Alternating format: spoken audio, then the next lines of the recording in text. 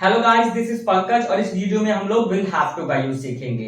इससे पहले वाली वीडियोस में हम हैव टू, हैज टू और हैड टू को सीख चुके हैं। तो विल हैव टू क्या होता है? किसी को कुछ करना पड़ेगा या करना होगा। इसका फॉर्मूला बहुत इजी है। सब्जेक्ट विल हैव टू के साथ वर्ब की फर्स्ट फॉर्म लगेगी। जैसे कि आप यहाँ एग्जांपल देख सकते हैं, आपको आज वहां जाना पड़ेगा। You will have to go there today. उनको यह काम आज पूरा करना होगा, तो they will have to complete this work today. अगर इसमें नेगेटिव आता है तो विल हैव टू के बीच में नॉट लग जाएगा, विल नॉट हैव टू। जैसे कि यहाँ पे एग्जांपल देखें, बच्चों को यह काम नहीं करना पड़ेगा। The kids will not have to do this work. उसको आज यहाँ नहीं रुकना होगा। He will not have to stay here today. So देखिए, इंटेरोगेटिव सेंटेंसेस बहुत इजी हैं। यहाँ हम लोग विल को आगे लगाएंगे और हैव टू, हैज टू वही रहेगा और हम इंटेरोगेटिव सेंटेंस बना सकते हैं। जैसे कि क्या हमें आज वहां जाना पड़ेगा? Will we have to go there today. क्या राम को वहां बच्चों की मदद करनी होगी? Will Ram have to help to the kids there. और अगर नेगेटिव आता है, ये इंग्लिश का रूल है, हमेशा सब्जेक्ट के बाद नॉट लगता है जब भी इंटेरोगेटिव सेंटेंस में नॉट आ जाता है। तो देखिए, क्या उसको यह काम नहीं करना पड़ेगा? Will he not have to do this work? क्या बच्चों को यहाँ नहीं रुकना होगा? Will the kids not have to stay here? तो बहुत इजी है, आप इस तरीके से सेंटेंसेस बना के प्रैक्टिस कर सकते हैं और इस टेंस को सीख सकते हैं। तो इस मॉडल वर्ब के अंदर हम लोग और एग्जांपल्स लेते हैं और सीखते हैं कि इसको कैसे बनाएंगे। जैसे कि आपको ये दवा लेनी पड़ेगी। You will have to take this medicine. उसको ये एग्जाम देना होगा। He will have to give this exam. अगर आप ये जॉब चाहते हो तो आपको ये इंटरव्यू देना पड़ेगा। If you want this job, so you will have to give this interview. मुझे कल वहां नहीं जाना होगा। I will not have to go there tomorrow. उसको बच्चों की मदद नहीं करनी होगी। He will not have to help to the kids. क्या मुझे वहां जाना पड़ेगा? Will I have to go there? क्या मुझे यहाँ रुकना पड़ेगा? Will I have to stay here? क्या उसको ये कमरा साफ करना होगा? Will he have to clean this room?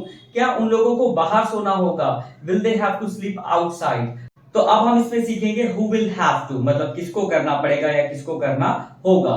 देखिए, आप ये फॉर्मूला देख सकते हैं, who will have to। अगर नॉट आता है तो आप ब्रैकेट बीच में नॉट लगा सकते हैं will have to के। जैसे कि आज वहां किसको जाना पड़ेगा? Who will have to go there today? ये काम किसको करना पड़ेगा?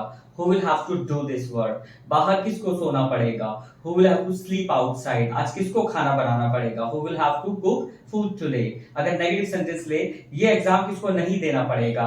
Who will not have to give this exam? आज यहाँ किसको नहीं रुकना पड़ेगा?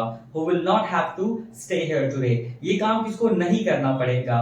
Who will not have to do this work? बहुत सिंपल है। अब इसमें नेक्स्ट है nobody. Nobody will have to plus verb की फर्स्ट फॉर्म, मतलब किसी को नहीं करना पड़ेगा या किसी को नहीं करना होगा। जैसे कि वहां किसी को नहीं जाना होगा। Nobody will have to go there. ये काम किसी को नहीं करना पड़ेगा। Nobody will have to do this work. बच्चों की मदद किसी को नहीं करनी पड़ेगी। Nobody will have to help to the kids. So अब हमारा WH फैमिली आ जाता है what, when, where, why, how। मतलब क्या करना पड़ेगा, कब करना पड़ेगा, क्यों करना पड़ेगा। तो इसका फॉर्मूला बहुत इजी है, आप देख सकते हैं। WH फैमिली के बाद will, सब्जेक्ट, ब्रैकेट में नॉट, हैव टू, वर्ब की फर्स्ट फॉर्म, ऑब्जेक्ट। तो कुछ एग्जांपल लेके हम लोग समझते हैं। बच्चों को वहां क्या करना पड़ेगा? What will the kids have to do there? मुझे वहां कब पहुंचना होगा? When will I have to reach there? हमें ये सामान कहां पहुंचाना होगा? Where will we have to deliver these things? उनको यहाँ क्यों नहीं आना होगा? Why will they not have to come here? मुझे वहां कैसे जाना पड़ेगा? How will I have to go there? बच्चों को यह एग्जाम क्यों नहीं देना पड़ेगा? Why will the kids not have to give this exam? तो एक और चीज हम लोग सीखते हैं जो कि WH फैमिली से थोड़ी सी अलग है। WH फैमिली में भी हमने ऑब्जेक्ट लास्ट में लगाया था, यहाँ ऑब्जेक्ट पहले आ जाएगा। तो ये क्या है? हाउ मच, हाउ मेनी, कितना, कितने, कितने, विच, कौन सा, कौन सी, कौन से, हुज, किसका, किसकी, किसके, व्हाट काइंड ऑफ, किस तरह का, इन विच, किस में। ठीक है, इसको कुछ एग्जांपल्स लेके हम लोग समझते हैं। मुझे उन्हें कितने रुपए देने पड़ेंगे? How much money will I have to give them? Pankaj को यहाँ कितने बच्चों को पढ़ाना होगा? How many kids will Pankaj have to teach here? मुझे कल कौन सी फिल्म देखनी पड़ेगी? Which film will I have to watch tomorrow? उसे वहां कौन सी कार चलानी होगी? Which car will he have to drive there? उसको किसकी कार साफ करनी पड़ेगी? Whose car will he have to clean there? बच्चों को किस तरह का खाना खाना पड़ेगा? What kind of food will the kids have to eat? मुझे किस कंपनी में काम करना पड़ेगा? In which company will I have to work? तो देखिए बहुत इजी है, इस तरीके से आप इस टेंस को सीख सकते हैं। और कोई भी प्रॉब्लम आपको आती है तो कमेंट बॉक्स में आप हमसे पूछ सकते हैं। और अगर आपको मेरे वीडियोस अच्छे लग रहे हैं तो आप इस चैनल को सब्सक्राइब कर सकते हैं। Thank you so much.